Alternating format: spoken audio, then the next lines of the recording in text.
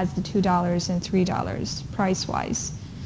Okay, efficiency, at the end we'll also be comparing how much overhead is actually contributed to the job. So this goes back to the original table that we were showing on the differences between materials and labor, and now we're moving on to variable overhead. So we see an unfavorable $1,000 here, and now we want to break it down into also price and efficiency. So how do we take care of price? It tells you that the actual cost that occurred for variable cost at the end, we totaled it up, it was $9,000. This is the actual. And what was the budgeted? $7,600, and that is based on matching up with, remember the actual outputs, I don't know if you still remember, it's 10,000 DVDs at the end for this problem in the chapter. So they budgeted 8,000 units originally as static. At the end, the actual is 10,000, and remember flexible budget, we match it up to 10,000 as well.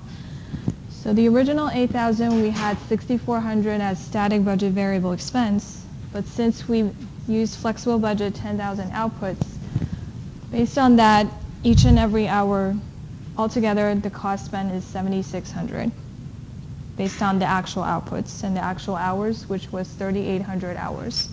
The original static budget was 3,200 hours. Okay, so now we're comparing the actual cost. Supposedly it should be 7,600 based on this level of output, but we had 9,000 instead. Okay, so this total 9,000 minus 7,600 would be the price variances, and we spent more on variable overhead cost.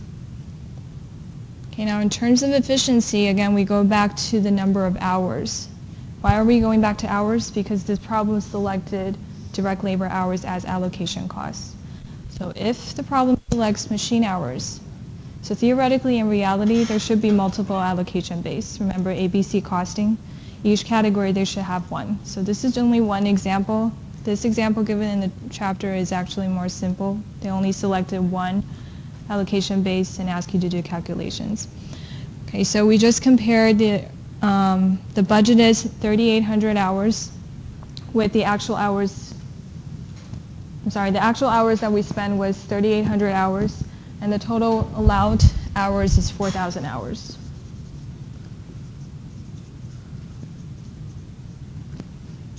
Okay, so efficiency, again, just like direct labors, we compared the actual hours, the budgeted hours.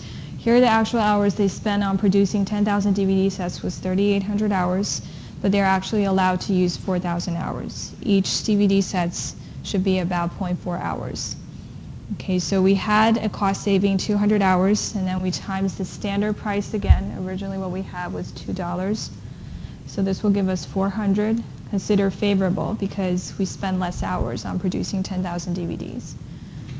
Okay, so first the price variances here, we had unfavorable part because the total spending here supposedly should have been 7,600, but we got 9,000. And efficiency here, comparing the hours, we have 400 favorable, so overall the unfavorable deducted to 1,000.